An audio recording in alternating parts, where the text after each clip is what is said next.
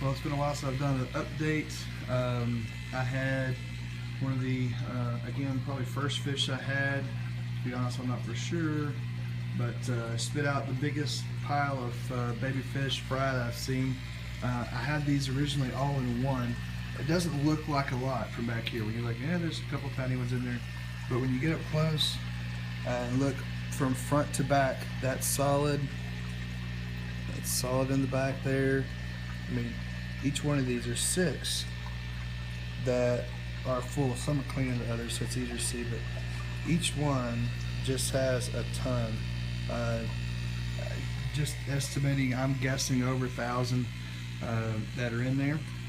Also, and I think I had this in the last video, these 2 fish here, I've got a blue cichlid that I've kept in this tank, just got out of my tank from home, but these 2 I found. Originally this one right here in front, he was in the sump tank, in one of these bottom 2 sump tanks, and then I found this one the next day, and I didn't know how old they are, how long they've been there. I thought this male had a lot of cool color to him and looked like he had been there a while, and I guess he had stunted growth. But evidently the female, she's been in there a while also, long enough that she is actually mature, and I'm trying to catch her. She's gonna hide and be ornery, but she actually has a mouthful of eggs. Where'd she go? Oh, down here. Let's see if I can get it where she's turned around. But she has a mouthful.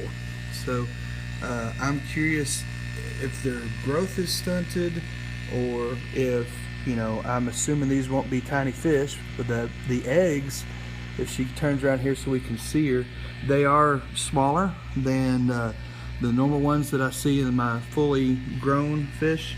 But anyways, I'm curious if these, I'm assuming these will grow to be, and be just, you know, genes wise, they're normal fish. It's not like these are you know, tiny fish at all.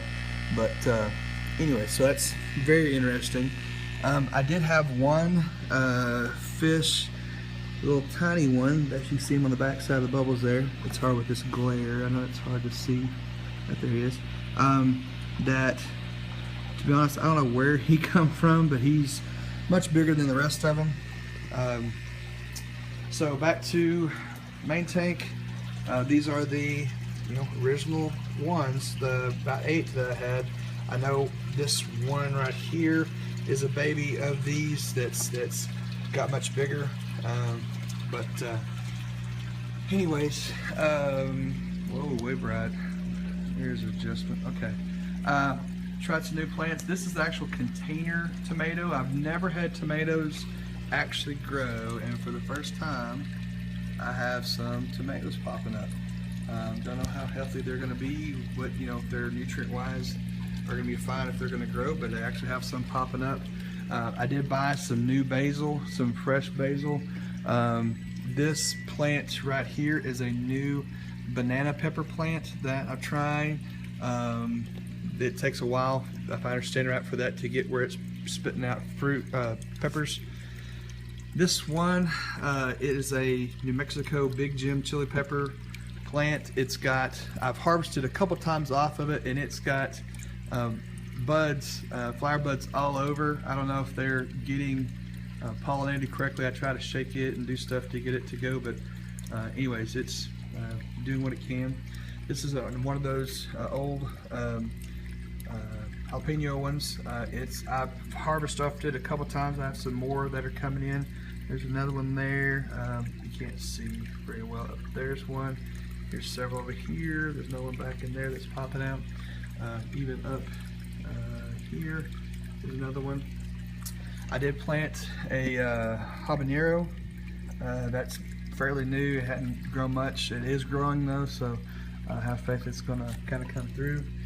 These strawberries have been the longest surviving strawberries I've had since I've had the system. I'm hoping the system now is matured enough where it's doing its thing.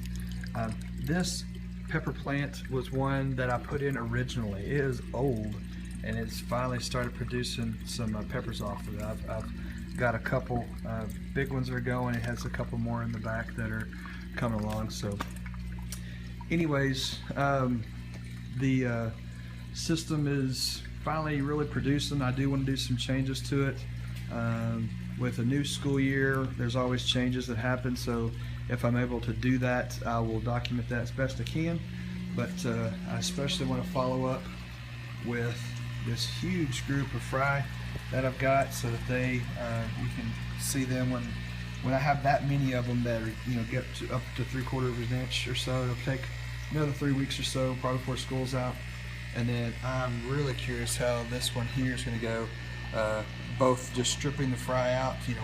I just noticed this today. I don't know how long they're going to stay in there being smaller. I don't know. It'll be a daily kind of check out. Today is Thursday, and it's the first day I've noticed it. So typically I wait a week before I do any type of stripping and trying to do anything like that. So I'm going to try to, hopefully she'll keep them in there.